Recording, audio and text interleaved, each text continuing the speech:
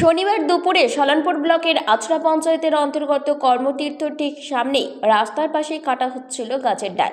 আর গাছের ডাল কাটতে গিয়ে বিপত্তি, গাছের ডাল গিয়ে পড়ে বিদ্যুৎ খুঁটির তারে।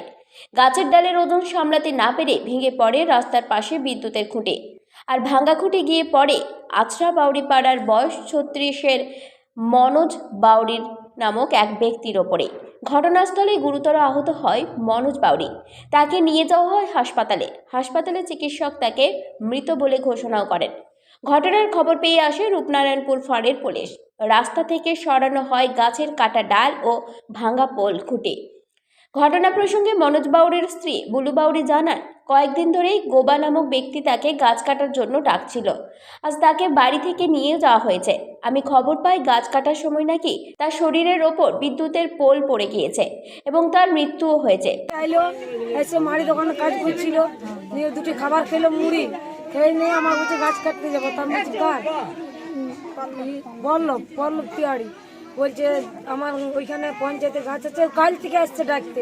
কালকে গেল নাই, সন্ধ্যাবেলা তো এসেছিল, গেল নাই, সকালবেলা এসছে, বলছে যেতে হবে। তা আমি যে বলছি ওরা নিয়ে গেছে, কিরকম ছেড়ে দিবে? হ্যাঁ, বিন্দা আর ছেড়ে দিবে কাকে? ওদের দায়িত্ব নাই, এত বড় গাছ টানবে, ফুলটা আসবে। তবে ঘটনা প্রসঙ্গে স্থানীয় ব্যক্তি তথা প্রাক্তন পঞ্চায়েত উপপ্রধান হরেরাম তিওয়ারি জানান, রাস্তার পাশে শুকনো গাছের ডাল ছিল, মানুষের যাতে কোনো বিপদ না হয় তা ভেবেই ডাল কাটা হচ্ছিল।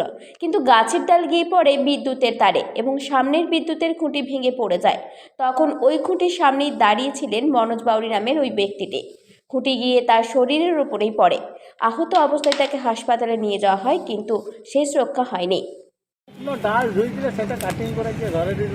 এখন সেই নিয়ে এখন পড়ে গেছে। পোলে তো উদাহরণ ছিল, ওইখানে দেখি পোলটো তারের উপর পড়েছে, গায়ে পড়ে গেছে পোলটা। সে শুনলাম নাকি ঘটনাস্থলে তার মৃত্যু হয়েছে। ঘটনাস্থলে নিয়ে গেছে তো হসপিটাল, এখনো পর্যন্ত দেখতে ঘটনা তো পাইনি।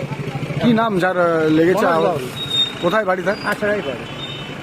আচ্ছা, এই যে গাছটা কাটা হচ্ছিল তার কোনো পারমিশন নেওয়া হয়েছিল? পারমিশন, শুকনো ভাঙা গাছ ছিল তো, দীর্ঘদিন ধরে ভাঙা ডালটিকে ছেড়ে দিয়েছিল। এই ভাঙা একটা ডাল বসাতে জিপ ছিল, ওই শুকনো ডালটা, ওটা বাঁচানোর জন্য, পাবলিক বাঁচানোর জন্য ছেড়ে দিয়েছিল, মানে যাতে না পড়ে যায় গায়ের মধ্যে। কার তরফ থেকে এটা কাটা হচ্ছিল?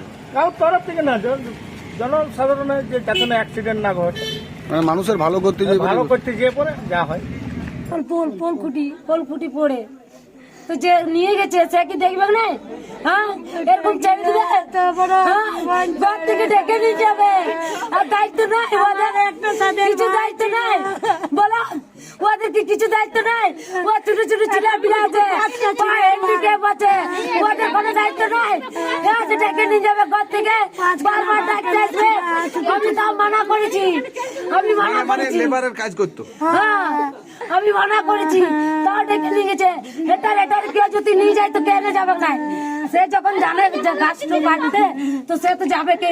ঘরকে 14 বার ডাকতে এলে নিশ্চয়ই যাবে। তো কেন নিয়ে যে গেছে, ওর কি দায়িত্ব নাই? না, ও কি জানে না যে কিনা এই হসপিটালটা বলে তুই নাম জেনে শুনে করেছে? ওরা দেখো নাই যে মরে পড়ে আছে না কি আছে? পালান দিচ্ছে, কোন মারি দিচ্ছে। আমি কোনো চাই না, আমার মরার জমা দিন দিয়েছিল, সেরকম ঘরকে যেমন এনে দেয়। সলানপুর থেকে সঞ্জয় দেবের রিপোর্ট, 99 নিউজ বাংলা।